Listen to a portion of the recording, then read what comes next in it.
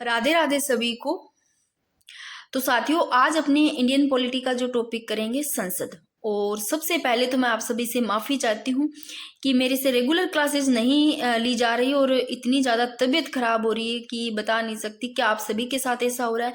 मेरे को तो इतना ज़्यादा हो रहा है कि इतनी थकान महसूस हो रही है। मैं चाहती हूँ क्लास लेना, फिर भी पता नहीं क्यों नोट्स भी आप सभी के लिए साथ में तैयार कर रही हूँ। यानी कि कईयों का था राजस्थान ज्योग्राफी का, तो वहां पर भी मैं साथ में लगी पड़ी हूँ कि वो भी एक बार तैयार हो जाए। तो आपका इस चैनल पे ना होकर के चाहे दूसरे चैनल पर करवा दूं, ताकि आप जो इंडियन पॉलिटी यहाँ पर कर रहे हो तो वो आपको बीच में डिस्टर्ब ना हो, ठीक है ना। तो इसलिए ये सब कर रही हूँ। बट इतना ज्यादा हो रहा है कि मैं खुद कोशिश करके भी आप सभी की क्लास नहीं ले पा रही। क्या आप सभी के साथ ऐसा हो रहा है? मेरे को तो इतनी ज्यादा थकान रहती है कि रात में सोच रही थी कि नोट्स तैयार कर रही थी, तो बस ऐसे ही हुआ कि इनको भी उधर साइड में रख दिया और बस सोना ही है। पता नहीं क्या इतनी ज्यादा बॉडी में दर्द रहता है, पता नहीं क्या हुआ है, मेरे को तो समझ में नहीं आ रहा। अगर किसी को पता है कि कोई चीज की नजर लगती है तो मेरे को जरूर बताना, ताकि घर वाले तो यही बोलते हैं कि ऐसा बॉडी में तब होता है। कुछ चीजें बहुत सारी मेरी इस तरह से हो रही है जो मैंने बताई, तो पता नहीं मेरे को तो क्यों ऐसा हो रहा है, क्यों क्लास नहीं ली जा रही है। बट आप टेंशन मत लेना, जब मैंने बोला है तो आपके जो भी टॉपिक है, जो भी सिलेबस में, वो पूरे मैं करवाने की कोशिश करूंगी। क्योंकि बीच में मैं कभी भी पहले भी ऐसा नहीं रहा कि बीच में छोड़ूं। जो चीज़ बोल देती हूँ वो तो फिर मैं चाहे कैसे भी हो, बट शरीर जब काम ही नहीं कर रहा तो फिर उसमें तो क्या ही बता कि कुछ भी नहीं हो पा रहा। इन दिनों में तो इतना ज़्यादा हो रहा है। तो अभी इनको एक बार छोड़ो, अपने अब बात करते हैं काम की। तो सबसे पहले बात करते हैं दोस्तों, न्यू टॉपिक है, आपको अच्छे से पढ़ना है। जिन जिन के सेकंड ग्रेड में ये टॉपिक है संसद, सभी को पता है। अब पीटीआई में भी देख लेना संसद है या नहीं टॉपिक। और जिनके भी है भाई, जो भी तैयारी कर रहे हैं जिन अपने जिस हिसाब से, तो जिनके भी इंडियन पॉलिटी में संसद टॉपिक है उसको अच्छे से पढ़ना है, ठीक है ना। ये सभी के लिए ही है, कोई अकेला ये मत सोचना। तो आपको सबसे पहले बात करते हैं दोस्तों संसद का। आपको ये सबसे पहले तो आपको ये पता होना चाहिए संसद केंद्र में है, तो राज्य में क्या होता है मेरे को ये बताना, ठीक है ना। क्योंकि मैंने जब सबसे पहले आपको बेसिक क्लास करवाई थी इंडियन पॉलिटी की, करवाने से पहले एक क्लास मैंने बेसिक चीजों से ली थी। एक एक शब्द बताया था, बेसिक शब्द बताए थे, ठीक है ना। भी क्या होता है, क्योंकि जो मूल किताबें हैं दोस्तों उनमें चीज क्या है, बस बेसिक चीजें तो है, वो आपको साथ में ध्यान रखना है। तो आर्टिकल आपको ध्यान रखना है कि संसद है, उसका उल्लेख अनुच्छेद 79 में है। फिर बात करते हैं संसद की, तो 3 अंग। संसद के अंग कितने हैं? 3 अंग है, राष्ट्रपति, राज्यसभा, लोकसभा। तो सबसे पहले देखो संविधान का आर्टिकल कौन सा? 79। इसमें संसद के 3 अंग निर्धारित करता है, राष्ट्रपति, राज्यसभा, लोकसभा। अब मेरे को बताओ, क्या राष्ट्रपति संसद के किसी सदन का सदस्य होता है? नहीं, ये संसद का किसी जो सदन है इसका सदस्य नहीं होता है भाई, राज्यसभा लोकसभा का। बट ये ना अभिन्न अंग जरूर है, ठीक है ना, इसलिए ये अंग है ये तीनों। क्योंकि बात करें राष्ट्रपति की, तो ये संसद के जो सदन है इनके द्वारा पारित जो विधेयक होता है वो राष्ट्रपति के हस्ताक्षर यानी कि स्वीकृति के बाद में ही कानून बनता है, यानी कि विधि, इनकी स्वीकृति साइन के बाद में ही विधि कानून का रूप ग्रहण करता है भाई। तो ये इसलिए अभिन्न अंग जरूर है।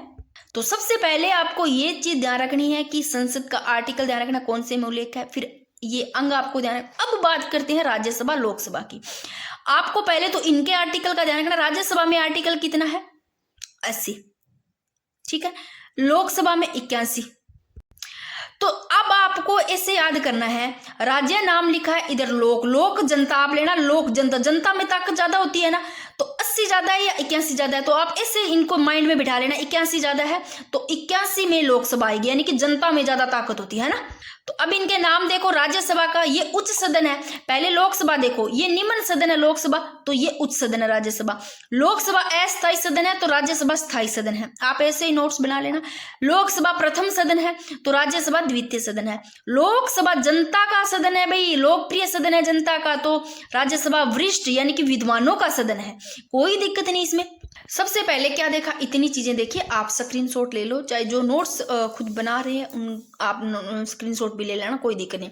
संसद का उल्लेख अनुच्छेद 79 में। फिर ये 3 अभिन्न अंग लिखे, राष्ट्रपति, राज्यसभा, लोकसभा। राज्यसभा आर्टिकल 80, लोकसभा 81, यानी कि इनके उपनाम देख लेना, ठीक है। फिर बात करते हैं सदस्य संख्या। एक तो दोस्तों मैं पहले बता रही हूँ कि क्लासेस ज्यादा लंबी नहीं रहेगी, छोटी छोटी क्लासों में आपका टॉपिक हो जाएगा, क्योंकि मैं खुद में इतनी ज़्यादा दिक्कत आ रही है मेरी इस शरीर में, बता नहीं सकती। फिर भी मैं ये सोच करके कि आप मेरा वेट कर रहे हो, मुझे लगता है क्योंकि आपके कमेंट इतने प्यारे होते हैं, आप इंतजार करते हो क्लास का, तो ये बस माइंड में रहता है कि हाँ आज घर जा करके मेरे को ये करना है, जरूर आज क्लास तैयार करूंगी, मेरा कोई इंतजार कर रहा है क्लास का, तो माइंड में रहता है। आप यकीन नहीं मानोगे, आपके साथ इतना लगाव हो गया है कि एक कहते हैं ना घर के सदस्य की तरह ही रहते हो, तो मेरे दिमाग में भी सारा दिन ये चलता है कि आप मेरा इंतजार कर रहे हो। तो अब बात करें सदस्य संख्या की। सबसे पहले तो आर्टिकल का पता है राज्यसभा लोकसभा। राज्यसभा का आर्टिकल 80, लोकसभा का 81, ठीक है। अब बात करते हैं दोस्तों कि राज्यसभा में अधिकतम सदस्य हो सकते हैं 250, तो लोकसभा में कितने? लोकसभा में 550, प्लस मैंने 2 लिखे हैं, +2 यानी कि जो एंग्लो इंडियन है। देखो राज्यसभा में 250 अधिकतम, लोकसभा में अधिकतम हो सकते हैं 550 +2 एंग्लो इंडियन की बात मैंने इसलिए लिखे है क्योंकि उन्हें हाल ही में उनको निष्प्रभाव कर दिया गया, बट समाप्त नहीं किया गया है, तो इसलिए +2 लिखा है। बिल्कुल समाप्त तो नहीं किया गया, निष्प्रभाव कर दिया गया है। तो बात करें राज्यसभा की, अधिकतम सदस्य संख्या 250, वर्तमान में कितनी है? 5 कम कर दो इससे 5, यानी कि वर्तमान में 245 है। अभी जो राज्यसभा की वर्तमान में 245 है, इसमें से 233 तो निर्वाचित है। कितने? 233 निर्वाचित, 12 मनोनीत होंगे, जो राष्ट्रपति द्वारा मनोनीत किए जाते हैं 12। भाई इतनी चीज समझ में आई कि राज्यसभा का आर्टिकल ध्यान रखना 80, तो 81 है लोकसभा का। अधिकतम सदस्य संख्या 12 राज्यसभा के, इसमें 250 होगी, ठीक है ना। 500 का हाफ कर देना यानी कि 250, इसका ऊपर कर देना 50, ठीक है ना, प्लस ये 2 एंग्लो इंडियन है। अब बात करें राज्यसभा की, तो वर्तमान में कितने है भाई? 5 कम यानी कि 245। इन 245 में वर्तमान में 233 तो निर्वाचित, 12 मनोनीत है जो राष्ट्रपति द्वारा मनोनीत किए जाते हैं। अब बात करते हैं जो 233 निर्वाचित है, इसमें भी राज्यों से कितने होंगे? राज्यों से 250। ये ध्यान रखना, आप इतना तो जरूर ध्यान रखना इस चीज को कि राज्यों से 225 होंगे। आपको पढ़ने सारे ही अच्छे से ध्यान रखने हैं, बट ये चीज आपको ज्यादा ध्यान रखनी है, वर्तमान का ध्यान रखना है, कितने अधिकतम सदस्य संख्या हो सकते हैं। इन 233 निर्वाचित में राज्यों से तो 208 केंद्र शासित प्रदेशों से होंगे भाई। अब इन 250 नहीं है, 225 है। इन 225 में राज्यों में से भी देख लो, राज्यों वालों में से यूपी के कितनी सीटें? 31, यूपी से 31, एमपी से 11, गुजरात से, एमपी और गुजरात से 11-11, सबसे ज्यादा यूपी के, सबसे कम फिर किसके? हरियाणा की है भाई, ठीक है ना। तो यूपी की 31, एमपी की 11, गुजरात की 11, राजस्थान की ध्यान रखियो 10 है, ठीक है ना। एमपी गुजरात की 11-11, सबसे ज्यादा 31 यूपी, पंजाब की 7 ही है और हरियाणा की सबसे कम 5 है। फिर बात करते हैं इनमें से 8 केंद्र शासित प्रदेशों से है, जिनमें से 4 सीट तो जम्मू कश्मीर की, 8 में से 4 तो इधर ही होगी, बची 4 में से 3 दिल्ली की और 1 पुदुचेरी की। कोई दिक्कत नहीं है इसमें, एक बार फिर से देख लो इनको, ये लो। अब बात करते हैं लोकसभा की। सबसे पहले आर्टिकल पता है, अधिकतम सदस्य संख्या 550, 2 ये एंग्लो इंडियन है। अब बात करें तो वर्तमान में कितने? अभी वर्तमान में 543 सदस्य है। इधर अधिकतम 250, वर्तमान में 245 है। इधर अधिकतम 550, वर्तमान में 543 है। बात करें अधिकतम सदस्य संख्या 550 है, इसमें से 530 तो राज्यों से, 20 केंद्र शासित प्रदेशों से। 550 में 530 तो राज्यों से, 20 केंद्र शासित प्रदेशों से। और वर्तमान में जो 543 है ना, इनमें से बात करें 524 राज्य। देखो अधिकतम कितनी बताइए? 550, 550 में 530 तो राज्यों से होंगे, ठीक है, अधिकतम वाली में 20 केंद्र शासित प्रदेशों। वर्तमान में जितनी संख्या मैंने बताई है, कितने सदस्य? 543। इन 543 में 524 तो राज्यों से, 19 केंद्र शासित प्रदेशों से, ठीक है ना, लोकसभा वाली में। और एक चीज, जो लोकसभा है ना भाई, इनकी सीटों का आवंटन है वो संविधान में उल्लेख नहीं है, संविधान में नहीं है लोकसभा की सीटों का। जो जनप्रतिनिधित्व अधिनियम है 1951, उसमें किया गया, वो भी अपने देखेंगे, ठीक है ना। तो इनमें 524 राज्यों से, इसमें यूपी की 80 है, एमपी की 29 है, गुजरात की 26 है, राजस्थान की 25 है, ठीक है, आंध्र प्रदेश की भी 25, पंजाब की भी 13, हरियाणा की में कम है। देखो राज्यसभा में बात करा, जो कि वर्तमान में 245 जगह में निर्वाचित 233, 12 मनोनीत है। निर्वाचित 225 राज्यों में, तो सबसे ज्यादा यूपी में 31, हरियाणा में 5 है। और जो लोकसभा में वर्तमान में 543 सदस्य, इनमें 524 राज्यों से, 524 राज्यों वाले में यूपी में, इसमें भी सबसे ज्यादा 80, हरियाणा की सबसे कम है 10, ठीक है। जगह 19 केंद्र शासित प्रदेश है भाई, इनमें 7 दिल्ली से, 6 जम्मू एंड लद्दाख और 2 दादरा एंड दमन और 1 चंडीगढ़, 1 अंडमान निकोबार। आप पूरा लिख लेना, यहाँ पर छोटे छोटे लिखे, 1 लक्षद्वीप और 1 पुदुचेरी, यानी कि एक अंगी है। चंडीगढ़ हो गया, अंडमान एंड निकोबार द्वीप में 1 लक्षद्वीप, 1 पुदुचेरी। लो भाई, एक बार आपको स्क्रीनशॉट लेना है तो एक पेज पे आप इसको मैं कर देती हूँ। अब हिलाऊंगी नहीं, आप ले सकते हो स्क्रीनशॉट, जिनको नोट्स बनाने होते हैं ताकि आप रोक रोक के ना पढ़ो। Very very important. अब आपको एक आर्टिकल ध्यान रखना है, कौन सा आर्टिकल है? आर्टिकल है 82, अनुच्छेद कौन सा? 82। इसमें है परिसीमन आयोग। इसमें क्या लिखा है कि प्रत्येक कितने 10 वर्ष बाद एक परिसीमन आयोग का गठन किया जाएगा। देखो कौन से आर्टिकल में परिसीमन आयोग का? 82 में। और इसमें कहा है कि कितने प्रत्येक 10 साल के बाद में जो परिसीमन आयोग है इसका गठन किया जाएगा। भाई परिसीमन आयोग के द्वारा ही किसके आधार पर? जनसंख्या के आधार पर लोकसभा एवं विधानसभा की सीटों का निर्धारण किया जाएगा। क्या बात लिखी है? आर्टिकल 82 में परिसीमन आयोग है और क्या भी प्रत्येक 10 साल के बाद में परिसीमन आयोग को गठन किया जाएगा। और परिसीमन आयोग है ना, इनके द्वारा ही जनसंख्या के आधार पर जबकि लोकसभा और विधानसभा इनकी सीटों का निर्धारण किया जाएगा। ठीक है, अब बात करते हैं, वेरी वेरी इंपॉर्टेंट पूछा गया प्रश्न है, इंपॉर्टेंट है कि अब तक आपको पूछे कि परिसीमन आयोग का कितनी बार गठन हो चुका है, तो वेरी वेरी इंपॉर्टेंट 4 बार परिसीमन आयोग का गठन हो चुका है। एक तो 1952 में, 1963 में। देखो 52 के बाद में यहाँ पर भी एक 52, 5 में एक जोड़ा 6, 2 में एक जोड़ा 3, यानी कि बाद एक तो 1952 में और एक 1963 में।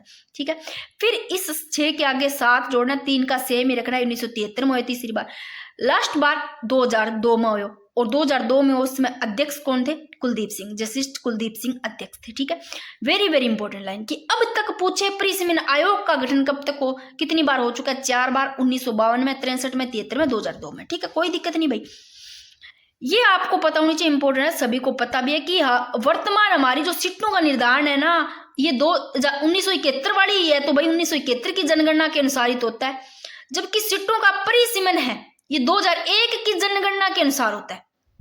देखो भाई जो वर्तमान हमारी सीटों का निर्धारण है वो कौन सी जनगणना? 1971 की जनगणना। सीटों का जो परिसीमन है वो 2001 की जनगणना के अनुसार होता है, ये आपको लाइन ध्यान रखना है। फिर बात करें कौन सा संविधान संशोधन है, वेरी वेरी इंपॉर्टेंट, 84वां संविधान संशोधन जो 2001 है, इसके द्वारा क्या प्रावधान किया गया कि 2026 तक, अब 2026 तक जब तक नहीं होगा, 2026 तक 1971 की जनगणना के अनुसार ही सीटों का निर्धारण होगा। ठीक है ना, जो 1971 वाली है।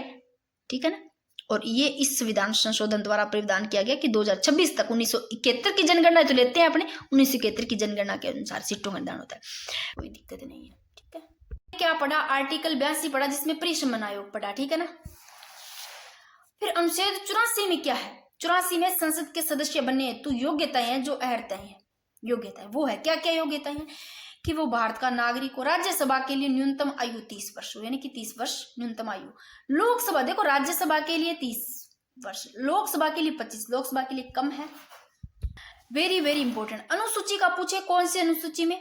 तीसरी अनुसूची के तहत उम्मीदवार की शपथ लेता है। ठीक है ना, तो संसद का सदस्य से संबंधित है ये सारे के सारे भारतीय नागरिक हो। राज्यसभा के लिए पूछे तो न्यूनतम 30, लोकसभा के लिए 25। तीसरी अनुसूची इसके तहत उम्मीदवार को शपथ लेता है। अन्य योग्यताओं का निर्धारण है वो संसद द्वारा किया जाता है और संसद ने कानून बना रखा कौन सा? अभी मैंने बताया था कि जन प्रतिनिधित्व अधिनियम 1951। अब मैंने एक लाइन लिखी है इसमें कि अनुच्छेद 84 में तो है संसद की सदस्यता के लिए अर्हताओं का उल्लेख, जबकि 102 है ना, इसमें संसद की सदस्यता की निर्भरताएं है। इसमें तो योग्यताएं हैं, अर्हताएं हैं 84 में और निर्भरताएं हैं 102 में। अब बात करते हैं निर्वाचन की, वेरी वेरी इंपॉर्टेंट।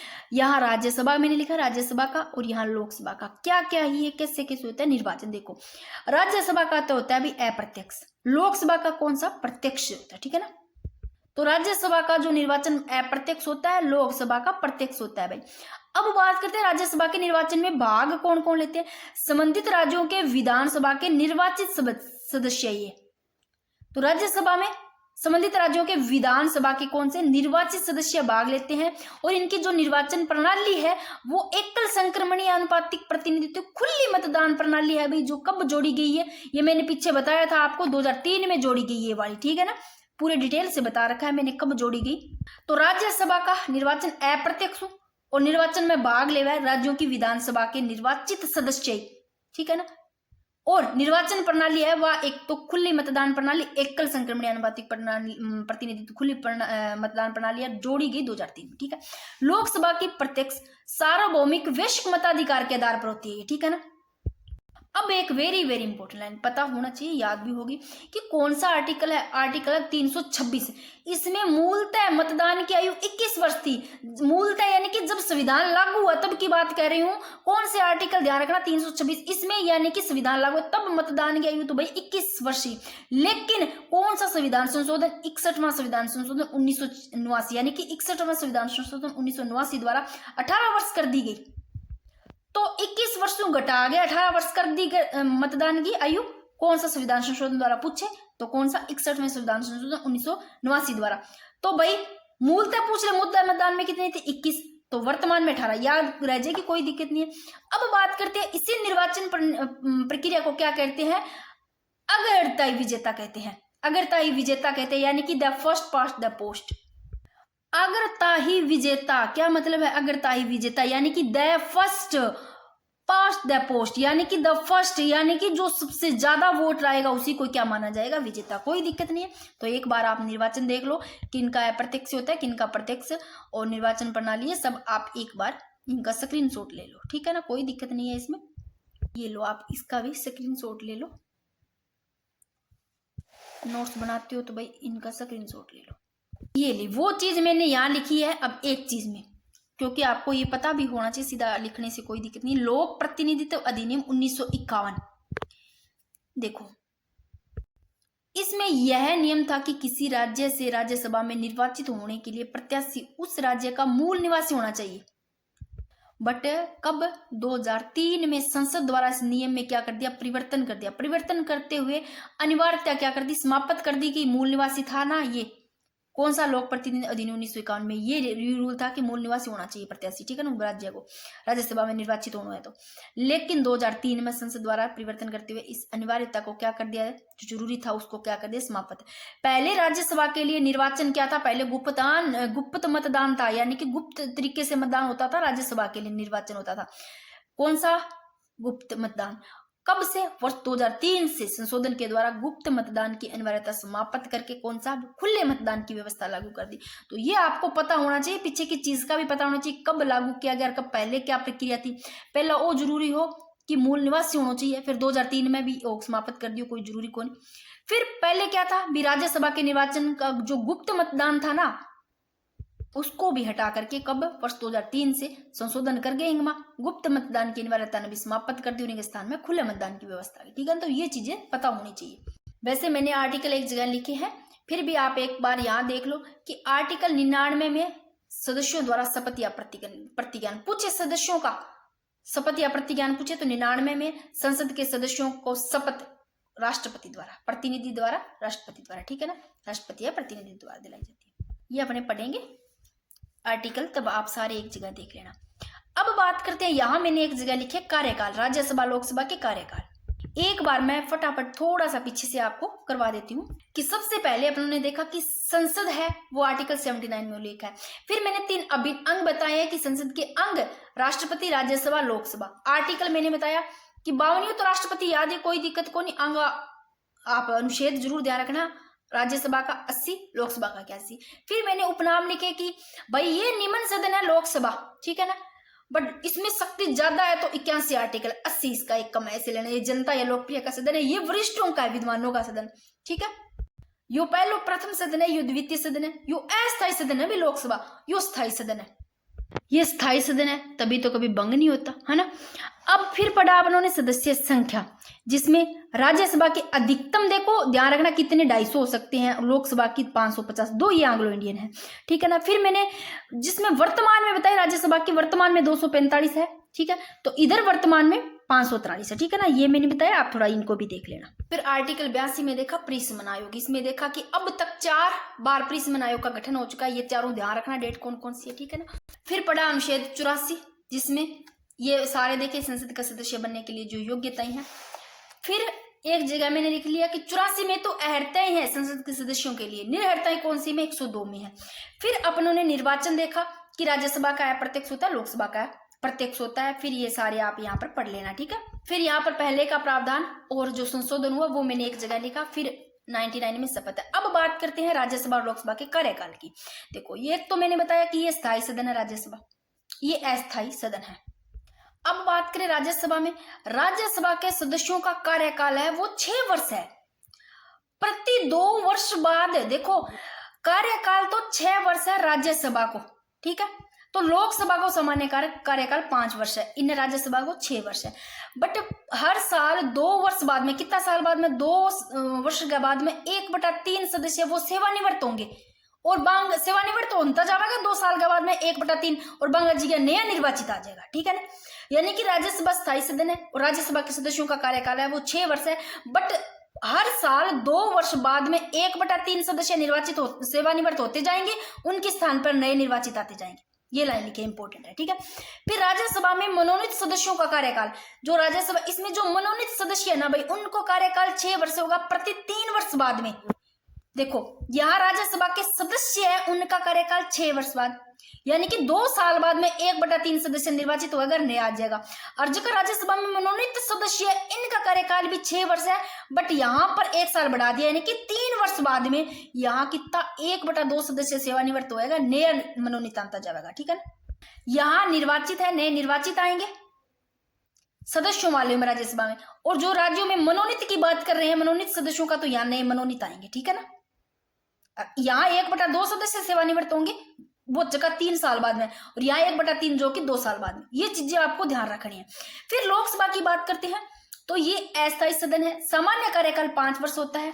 इसमें आपको आर्टिकल ध्यान रखना है, वेरी वेरी इंपॉर्टेंट है कि आर्टिकल कौन सा है, 85। इसमें राष्ट्रपति कार्यकाल से पूर्व, यानी कि राष्ट्रपति है ना वो अंग कार्यकाल, देखो सामान्य कार्यकाल तो 5 वर्ष है, बट कार्यकाल पहला ही कार्यकाल से पूर्व ही लोकसभा को भंग कर सकते हैं भाई। लोकसभा को कौन कर सकते हैं, राष्ट्रपति 5 सालों पहला ही भंग कर सका है, कौन से आर्टिकल के अनुसार, 85 के अनुसार, क्योंकि ये अस्थायी सदन है और राज्यसभा स्थायी सदन है, तो ये भंग नहीं होते, ठीक है। और देखो राष्ट्रीय आपात के समय लोकसभा के कार्यकाल, जब राष्ट्रीय आपात लगता है ना, उसके समय इस लोकसभा के कार्यकाल को 1-1 वर्ष हेतु बढ़ाया जा सकता है। जब राष्ट्रीय आपात लगता है तो भाई बढ़ा देते हैं, 1-1 साल बढ़ाया जा सकता है, जैसे कि 5वीं लोकसभा थी उसमें बढ़ाया गया।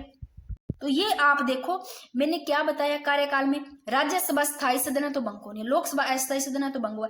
भंग क्यों जा सकता है, राष्ट्रपति के द्वारा, कौन सा आर्टिकल के अनुसार, 85 के द्वारा। सामान्य कार्यकाल तो 5 है, यूं पहला भी क्यों जा सकता, ठीक है। और जब राष्ट्रीय आपात लगा तो बिंग समय जो लोकसभा का कार्यकाल है वो 1-1 वर्ष और बढ़ाया जा सकता है, जैसे 5वीं लोकसभा में बढ़ाया गया। और ये आप देख लेना, यहाँ राज्य के सदस्यों का कार्यकाल 6 वर्ष है, बट यहाँ बोला गया कि 2 साल बाद में 1/3 सदस्य सेवानिवृत्त होंगे और उनके स्थान पर नए निर्वाचित आएंगे। कौन से निर्वाचित? और जो राज्यसभा में मनोनीत सदस्य है ना भाई, इनका कार्यकाल 6 वर्ष ही होगा, बट यहाँ पर 3 साल बाद में 1/2 सदस्य सेवानिवृत्त होंगे, उनके स्थान पर नए आएंगे, बट आएंगे मनोनीत। कोई दिक्कत नहीं, ये चीज समझ में आ गई होगी। मैंने अपनी तरफ से आसान भाषा में भी लिखा है, समझाने की भी कोशिश की है भाई। अब आपको ये भी पता होना चाहिए कि लोकसभा का कार्यकाल है ना 5 वर्ष से बढ़ाकर के 6 वर्ष कब किया गया। तो देखो 42वां संविधान संशोधन 1976 द्वारा जो लोकसभा का कार्यकाल है वो 5 वर्ष से बढ़ाकर के 6 वर्ष कर दिया। लेकिन 44वां संविधान संशोधन 1978 द्वारा कार्यकाल को पुनः देखो 5 वर्ष कर दिया गया। यहाँ 6 वर्ष बढ़ाया गया था ना 42वां संविधान संशोधन 1976 द्वारा, फिर 44वां संविधान संशोधन 1978 द्वारा 5 वर्ष वापस कर दिया गया। यहाँ 6 से वापस 5 आ गया, ठीक है ना। यहाँ 5 से 6 किया गया था, फिर 6 से वापस 5 आ गया इस संविधान संशोधन द्वारा। अब भैया आपको एक आर्टिकल और ध्यान रखना है, वेरी वेरी इंपॉर्टेंट। कौन सा आर्टिकल, किससे संबंधित है? आर्टिकल 330 है ना, ये लोकसभा में जो अनुसूचित जाति है, जनजाति है, लोकसभा में कौन सी अनुसूचित जाति जनजाति वर्ग हेतु आरक्षित सीटों का प्रावधान होगा। कौन से आर्टिकल कह रहा है? 330 के भाई वो आर्टिकल। और वर्तमान में कितनी 84 सीटें तो अनुसूचित जाति और 47 जनजाति हेतु आरक्षित है। ध्यान रखना, वर्तमान में अनुसूचित जाति से जो सीटें हैं वो 84 और 47 जनजाति आरक्षित अनुसूचित जनजाति से संबंधित है, ये भी ध्यान रखना। और राजस्थान का भी लिखा है मैंने, राजस्थान में 4 तो अनुसूचित जाति और 3 सीटें जनजाति हेतु आरक्षित है। तो ये आपको ध्यान रखना है कि इनसे संबंधित सीटों का प्रावधान आर्टिकल 330 में है। वेरी वेरी इंपॉर्टेंट, एक लाइन लिखी है मैंने, कौन सी? 102वां संविधान संशोधन। देखो मैं जब यहाँ ऐसे लिखती हूँ ना, कई बार अगर ये चीज लिखने में मेरे को टाइम लगता है तो आप ऐसे समझ जाया करो कि 106वां संविधान संशोधन है 2024, 106वां संविधान संशोधन 2024। इसमें जो कौन सी है, नारी शक्ति वंदन, कौन सा? नारी शक्ति वंदन में 106वां संविधान संशोधन 2024 द्वारा क्या प्रावधान किया गया? इसमें किया गया कौन सा? 2026 है ना वर्ष। 2026 के बाद लोकसभा व विधानसभा में महिलाओं हेतु कितनी 33% सीटें आरक्षित होगी। तो कौन से में? नारी शक्ति वंदन में प्रावधान किया गया कौन से संविधान संशोधन? देखो 124 पहले का अभी तो हुआ पीछे 2024, इस 106वां संविधान संशोधन 2024 इसमें प्रावधान किया गया कि 2026 के बाद लोकसभा विधानसभा में महिलाओं हेतु कितनी 33% सीटें आरक्षित होगी। Very very important. अब मैंने यहाँ पर एक जगह सारे आर्टिकल लिखे हैं, फिर कुछ आर्टिकल बचे हैं वो अपने आगे भी करेंगे, बट एक बार आपको इनसे ये देखना है, इनसे पहले मैंने यहाँ पर भी लिखे हैं फुल डिटेल से, उनसे पहले आप अपने क्या करते हैं, ये आर्टिकल पढ़ने से पहले एक बार यहाँ पर अपने ये सारे देख लेंगे वर्तमान में कौन क्या है, ठीक है ना। तो प्रथम ये सारे आप पढ़ लेते हैं, वेरी वेरी इंपॉर्टेंट, इसलिए आपको ध्यान रखना है। तो देखो राज्यसभा के आपको प्रथम सभापति पूछे, राज्यसभा के प्रथम सभापति, तो सर्वपल्ली राधाकृष्णन जो कि राज्यसभा के प्रथम सभापति है। वर्तमान सभापति पूछे तो सीपी राधाकृष्णन, जो चीजें याद हुई कि भाई राज्यसभा को प्रथम सभापति सर्वपल्ली राधाकृष्णन, वर्तमान सभापति सीपी राधाकृष्णन। और राज्यसभा में यहाँ पूछा राज्यसभा में प्रथम उपसभापति, यहाँ राज्यसभा में पूछा प्रथम सभापति तो सर्वपल्ली राधाकृष्णन, राज्यसभा में प्रथम उपसभापति SV कृष्ण मूर्ति, और वर्तमान उपसभापति पूछे तो हरिवंश नारायण। कोई दिक्कत नहीं, याद हो जाएगा भाई, आप अपने माइंड में किसी तरीके से बिठा लेना। अब इंडियन पॉलिटी में भी ट्रिक इतनी ज्यादा नहीं चलेगी।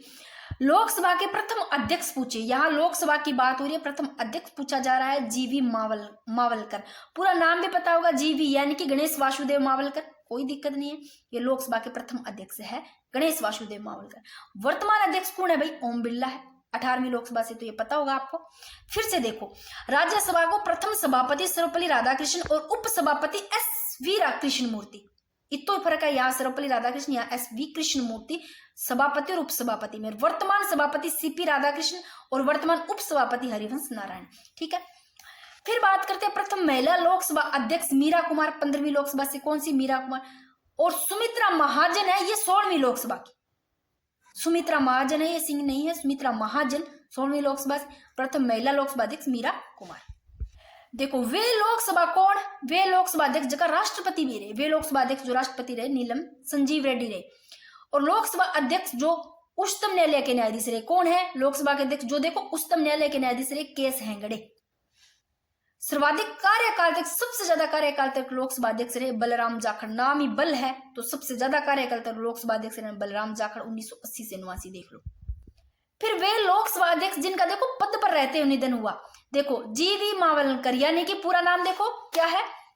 गणेश वासुदेव, गणेश हो गया भैया, जय गणेशाय नाम हो गया, यानी कि पद पर रहते हुए निधन हो गए, याद रह जाएगा GV मावलकर। फिर एक है GMC बाल योगी, ये भी इनका भी बाल योगी हो गया, तो भाई बाल योग, ठीक है ना। तो निधन पर रहते हुए लोकसभा अध्यक्ष जिनका पद पर निधन हुआ। फिर लोकसभा के प्रथम उपाध्यक्ष पूछे तो भाई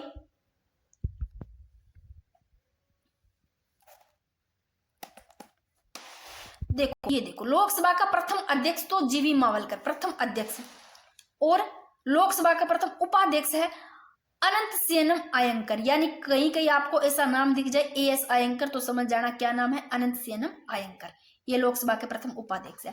अब बात करते हैं नेता प्रतिपक्ष यानी कि विपक्ष के नेता, मान्यता कब मिली? 1977 में। नेता प्रतिपक्ष जो विपक्ष के नेता है, इनका संविधान में कोई उल्लेख नहीं है, और जो नेता सत्ता पक्ष है उनका भी संविधान में उल्लेख नहीं है। तो नेता प्रतिपक्ष संविधान में उल्लेख नहीं है, कैबिनेट मंत्री के समान इनको सुविधा मिलती है भाई। और विपक्ष का नेता बनने हेतु प्रमुख विपक्षी पार्टी को कुल सीटों का कितना 10% सीटें प्राप्त करना जरूरी है। विपक्षी नेता बनने के लिए प्रमुख विपक्षी पार्टी है उनकी कुल सीटों का कितना बस 10% सीटों का प्राप्त होना जरूरी है। तो ठीक है, नेता प्रतिपक्ष संविधान में कोई उल्लेख नहीं, कैबिनेट मंत्री के समान सुविधा मिली। अब बात करते हैं लोकसभा में प्रथम विपक्ष के नेता पूछे तो राम सुभंग सिंह, और मान्यता प्राप्त होने के बाद में विपक्ष के नेता पूछे तो YV चौहान है ये, और वर्तमान विपक्ष के नेता सभी को पता है श्री राहुल गांधी। लो एक बार आप इनको देख लो भाई, स्क्रीनशॉट लेना है, स्क्रीनशॉट ले लो, ये लो। फिर नेता सत्ता पक्ष, इनका भी संविधान में उल्लेख नहीं है। प्रधानमंत्री जिस सदन के सदस्य होते हैं ना, उसमें नेता सत्ता पक्ष है वो स्वयं प्रधानमंत्री होते हैं भाई। और जो दूसरा सदन होता है ना, उस सदन में जो सत्ताधारी पार्टी है उसकी किसी वरिष्ठ सदस्य है, जो वरिष्ठ सदस्य है उसको नेता सत्ता पक्ष बनाया जाता है। तो आप थोड़ा सा इसका भी ध्यान रख लेना कि नेता सत्ता पक्ष है वो उनका भी संविधान में उल्लेख नहीं है। प्रधानमंत्री मान लो जिस सदन के सदस्य है ना, उसमें नेता है ना वो सत्ता पक्ष स्वयं प्रधानमंत्री होगा खुद ही, ठीक है ना। एवं दूसरे सदन में सत्ता पार्टी के सदस्य किसी वरिष्ठ सदस्य को नेता सत्ता प्रतिपक्ष बनाया जाता है। और वर्तमान में लोकसभा में नेता सदन पक्ष पूछ ले तो जो सत्ता पक्ष है, सत्ता पक्ष श्री नरेंद्र मोदी है, ठीक है ना। और राज्यसभा में जेपी नड्डा, जिसका पूरा नाम जगत प्रकाश नड्डा।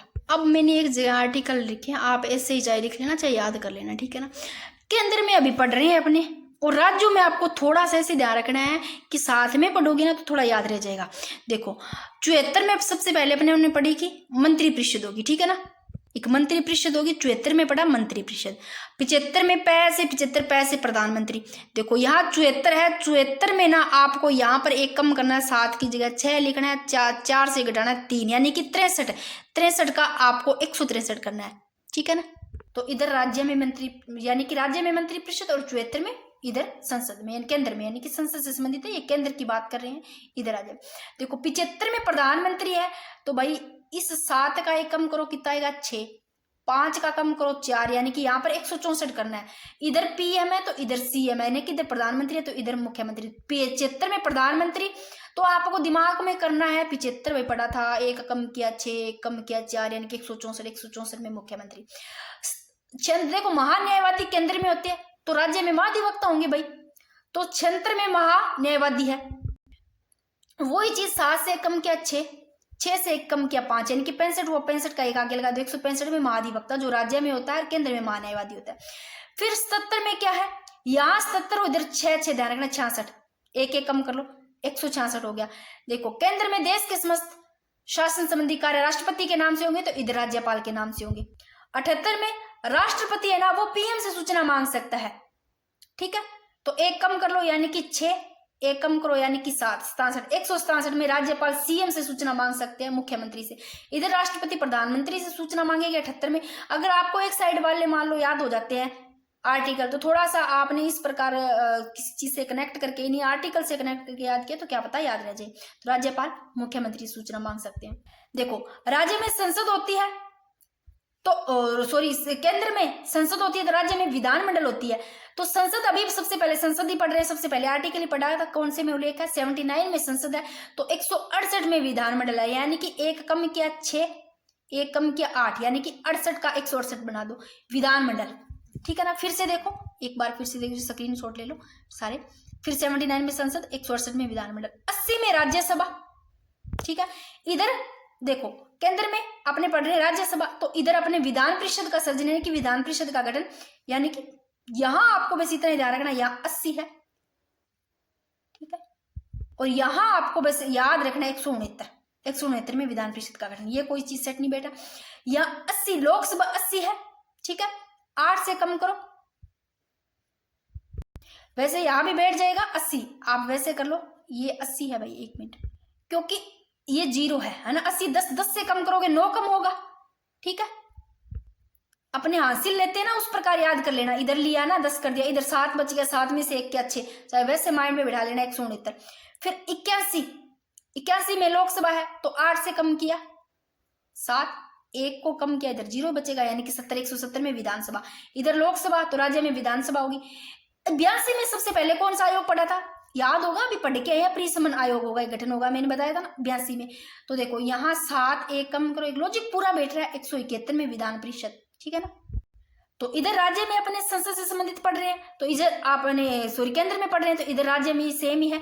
कार्यकाल 83 में, 172 में इधर कार्यकाल योग्यता, 84 में तो 173 में, ठीक है ना। फिर बात करते हैं 85 में आउट सत्रावसान भंग, तो इधर 174 में, ठीक है। इधर 86 में अभिभाषण संदेश संबोधित, जो राष्ट्रपति को अभिभाषण संदेश संबोधित करेंगे तो ये 175 में राज्यपाल को, इधर राष्ट्रपति को करेंगे, सारे सेम ही है, बट इधर राज्यपाल हो जाएंगे राज्य में, इधर केंद्र में राष्ट्रपति। तो 87 में विशेष अभिभाषण, ठीक है ना, तो इधर राष्ट्रपति को, तो इधर 176 में राज्यपाल को। फिर 88 में मंत्रियों के विशेषाधिकार है, जो कि इधर केंद्र में, इधर भी मंत्रियों के, जो कि राज्य में है। यानी कि इधर केंद्र के आपको ध्यान रखने, तो राज्य के अपने आप ही याद रह जाएंगे, कोई दिक्कत नहीं है, ठीक है ना। बाकी भाई कल वाली क्लास में करेंगे, आप मेरे को बता देना, इतनी ज्यादा लंबी ना हो, इतनी सही है क्या क्लास, ठीक है, जिससे आप भी बोर ना हो, ताकि आपको जितना पढ़ो याद हो जाए,